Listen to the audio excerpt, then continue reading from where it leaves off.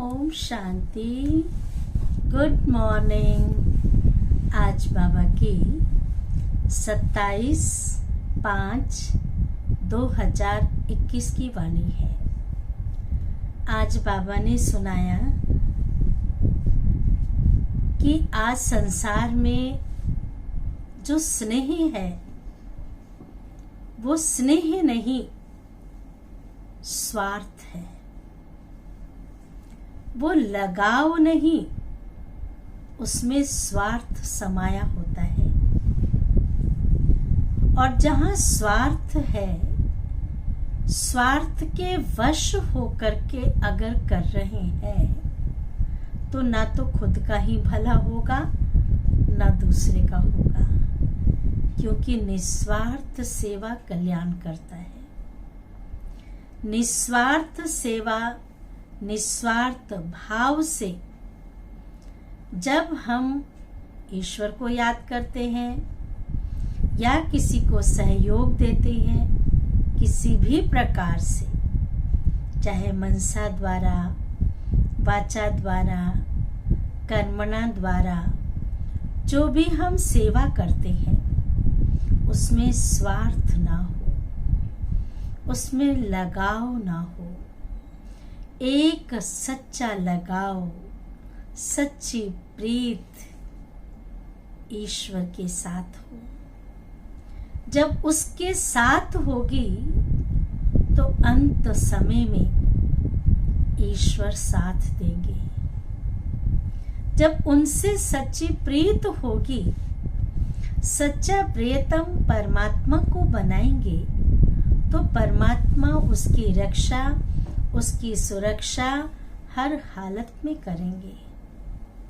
लेकिन हम स्वार्थवश जब दुख होता है तो उसे याद करते हैं, लेकिन जैसे दुख पूरा हुआ, थोड़ा सुख मिला तो भूल जाते हैं। तो अभी हम सुनेंगे बाबा की वाणी।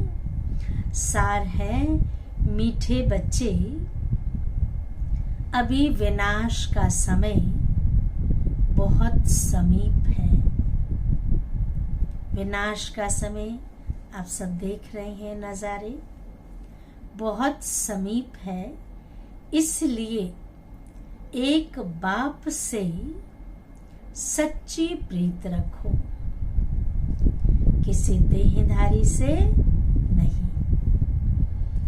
प्रश्न है, जिन बच्चों की सच्ची प्रीत एक बाप से होगी, ध्यान से सुनेंगे प्रश्न।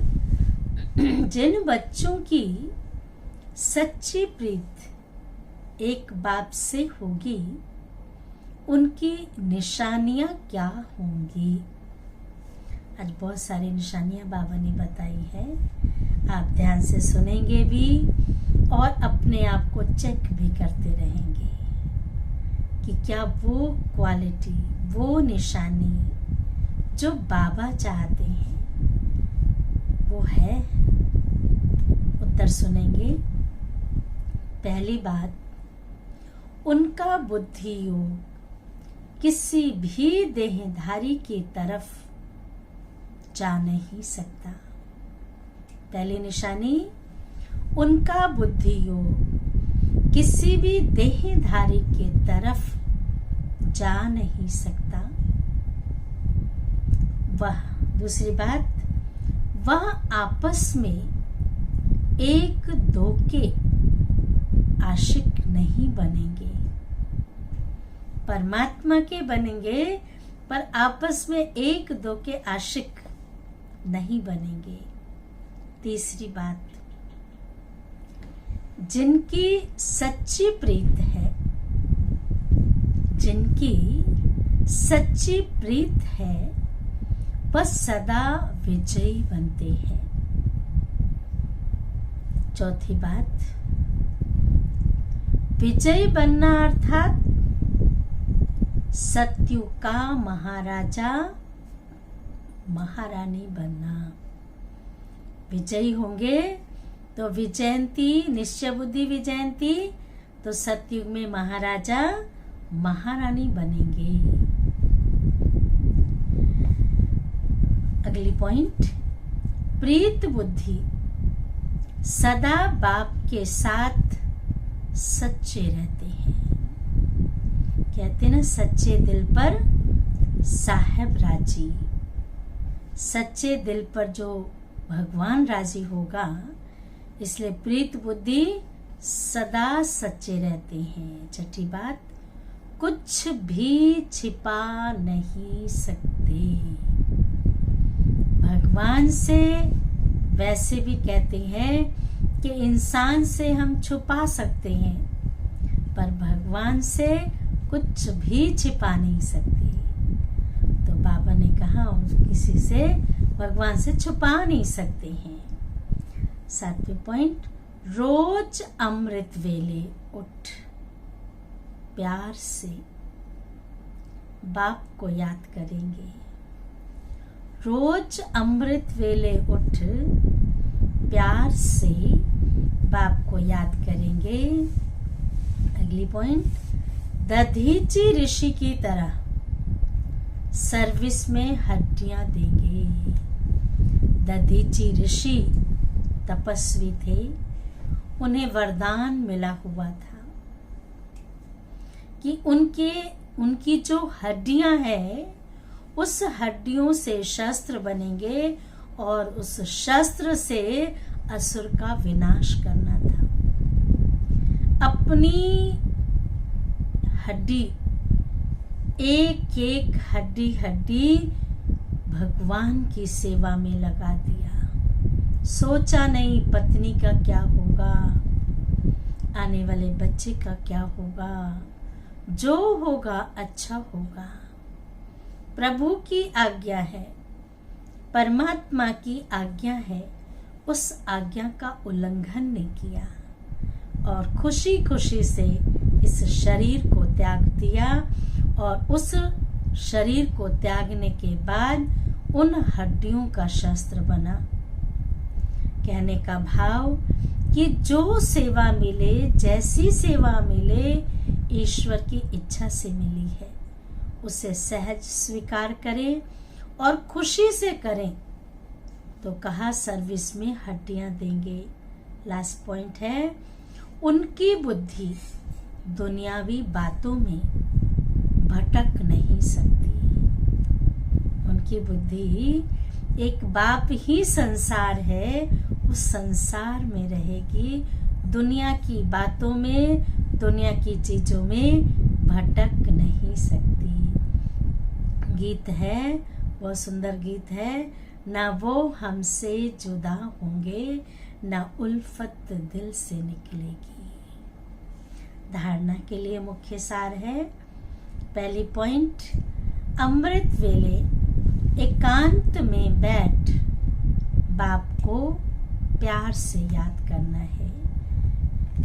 दुनियावी बातों को छोड़, बाबा ने इसको अंडरलाइन कराया है कि एक तो अमृत वेले उठना है, बाबा को प्यार से याद करना है, नेमीनाथ नहीं बनना है। बाबा ने कहा है तो उठना पड़ेगा, नहीं, प्यार से। वो मिलने आ रहा है, मेरे से मिलने कौन आ रहा है, सुबह सुबह कौन आ रहा है, इतनी खुशी होनी चाहिए। और दूसरा बाबा ने कहा, दुनियावी बातों को छोड़ ईश्वरीय सेवा में लग जाओ। जितनी हम बातों में जाएंगे, कहते ना बात का पतंगड़ बन जाना, जितनी बातों में जाएंगे उतना ईश्वर से, सेवा से दूर होते जाएंगे। इसलिए बाबा ने कहा दुनियावी बातों को छोड़ ईश्वरीय सेवा में लग जाना है।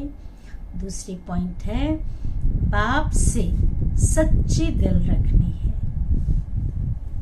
आपस में एक दो के आशिक माशुक नहीं बनना है।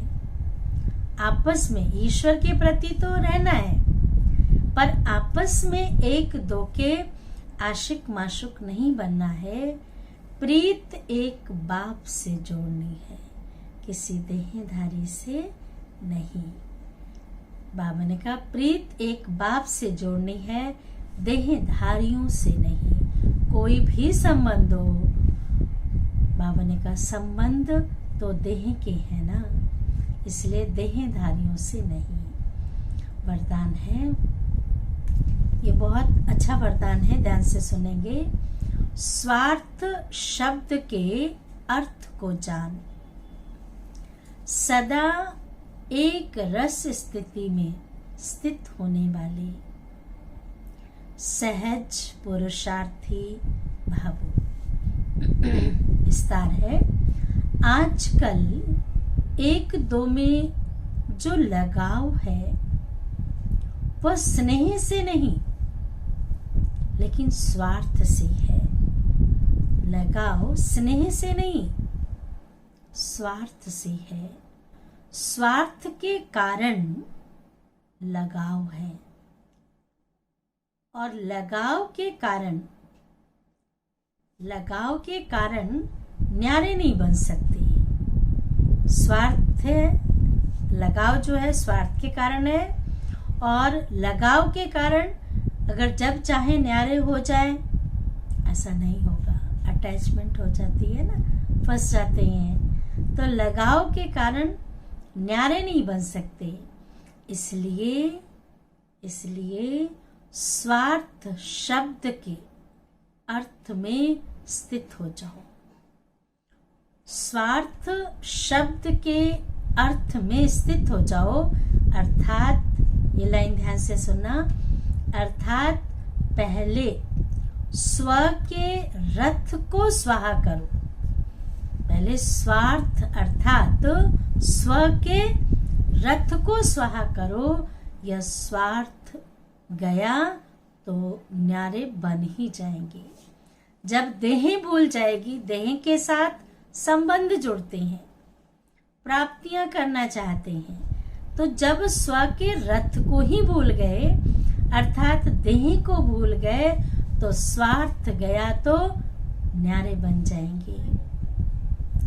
इस एक शब्द के अर्थ को जानने से कितना अच्छा अर्थ बताया बाबा ने।